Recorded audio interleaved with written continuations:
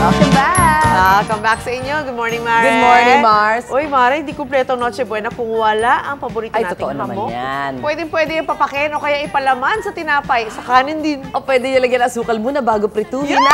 Ay, Sarap! ang sarap talaga ng ating morning. Love at Art, ibida nyo na ang Christmas sarap na handa na yan. Padala dito. Naamoy Pasko na talaga. Malapit lang tayo. Malapit lang Bulacan eh. Wow, Bulacan. Oo nga. Malapit lang kaya. Wala pa traffic ano? Yeah. Within 1 hour.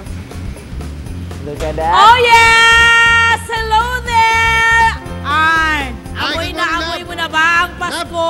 Dab, may tatanong ako sa'yo. Oh, what's your question? Ham ka ba? Oh, Kasi ham ganda-ganda mo ngayon. wow! Fantastic ka talaga, Arn. Eto na ka mga kapuso. Naamoy na po namin ang Pasko. Maski malayo-layo pa pero actually, konti na lang yan, Arn. Dito, Lab. Diba? Bakit naman? Oh, diba? Ang lakas mo pala mang bola ngayon, Arn, ha? Aga-aga.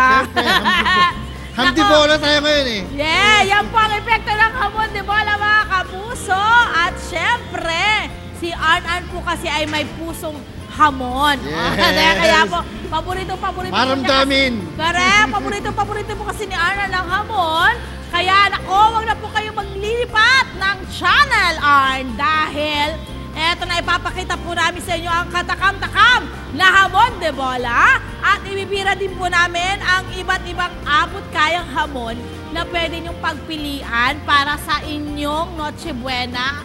Diba? Or sa inyong pagpapasko, Arn. Laging Ayan nasa na po. yan. Nasa hapagkainan, hindi ba? Kaya abang lang po kayo, tutok lang sa mahamong umagang unang hirit ng kay Ngales. Yan o. Glaze din sa akin. Eto na mga Mars. Yeah, huwag na kayo mga paturo-turo dyan. Sige na, subo na. Mga Mars. Kumakain na ako. Ayan na, Oo naamoy nyo na nga ba yung eh. masarap na simoy ng Pasko? Ang numero uno handa dyan, syempre hindi mawala ang hamon. Pila-pila nga ang mga bumibili riyan. Hinahamon Ilang araw kita. bago ang Pasko, hinahamon kita sa pila. Yan ang titikman ngayon, yan ang Love at Arn. Tinitikman din namin. Love, enjoy, love. Love. Alit, diba?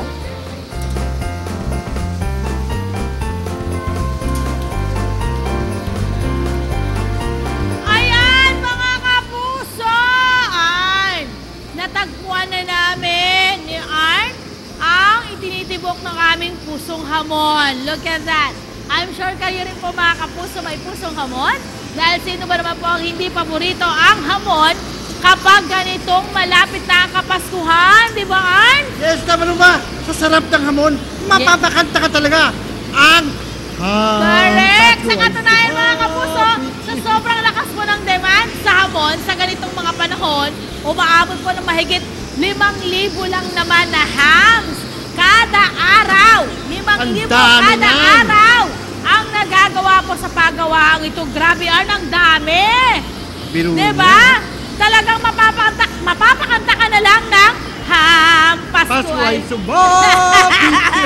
At eto na nga mga kapuso, ipapakita na namin sa inyo paano nga ba ginagawa ang mga hamon dito sa aming pununtahan sa Marilao, Bulacan. Unahin na po muna natin, makakasama natin si Sir Ronnie, pero ngayon ipapakita muna natin yung proseso. Unang proseso ay ang pagpapasmoking, okay? Yung unang proseso pala, ay pre-cutting, Inaalis sa mga sobrang taba at mga litid sa karne ng baboy para masigurong maganda ang kalidad nito kapag ginawang hamon.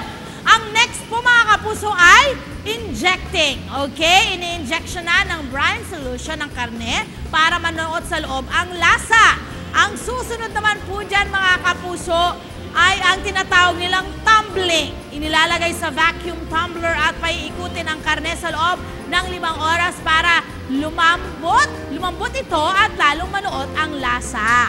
This time naman mga kapuso, gaya na nasabi mo kanina, sorry nakita ko na siya agad, na-excite ako. Mr. Ronnie Titular, ang plant manager ng Top Meat Ham. Good morning, Sir Ronnie. Good morning po. We see again. O, diba? Okay. Next ay ang smoking, Sir Ronnie. Ano nangyayari dyan? Niluluto natin yung ham sa loob ng 1.5 oras. Okay. Oo. Okay. Again, Actually, nasabi namin to last year. Huwag ho kayong mag-aalala na niluluto yan sa plastic dahil ang plastic po na yan ay pwede talaga sa mga ganitong proseso, di ba? Pwede siya sa Ronnie? mainit dahil Yes. autoclavable yung plastic na Yun! ginagamit natin. I love it! Gano'ng katagal yan, Sir Ronnie? 1.5 oras siyang lulutuin. Okay, after nyan, anong next na gagawin? After nyan, i-ice chilling natin siya. Ice chilling! Oo. Okay. I-ice chilling natin para hindi mabigla yung ham. Pagkagaling sa mainit, hindi siya mabibiglang lumamig. Okay, so ganyan ang gagawin. Gano'ng katagal naman po siya dito sa ice? Siguro mga 1 oras. 1 hour din 1 po. hour. After naman po dito, sir. After nito, i-glaze naman natin siya. Yung kaninang ginagawa Oo, namin i-glaze natin doon, siya. glazing. Gano'ng katagal ang pag-glazing? Ang pag-glaze siguro, depende sa tao, pero mga 5 to 6 minutes ang bawat isang pirasong ham. 5 to 6 minutes. And gaya na nasabi ko kanina, 5,000 kada araw ang inyong na gagawang hamon, ano sir?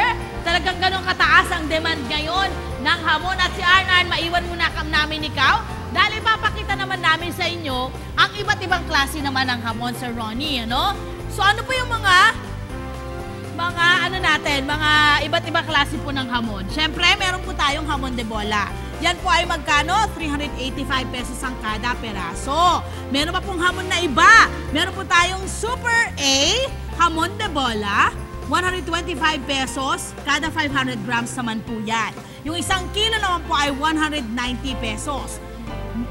Okay, mamaya na po yung iba pang mga hamon na aming nakikita ngayon dito sa inyong mga TV screen. Papaliwanag pa po namin sa inyo iba pang klase ng mga hamon. Maraming salamat, Sir Ronnie! Babalik po kami. Studio muna tayo mga kapuso na nag-enjoy ng hamon.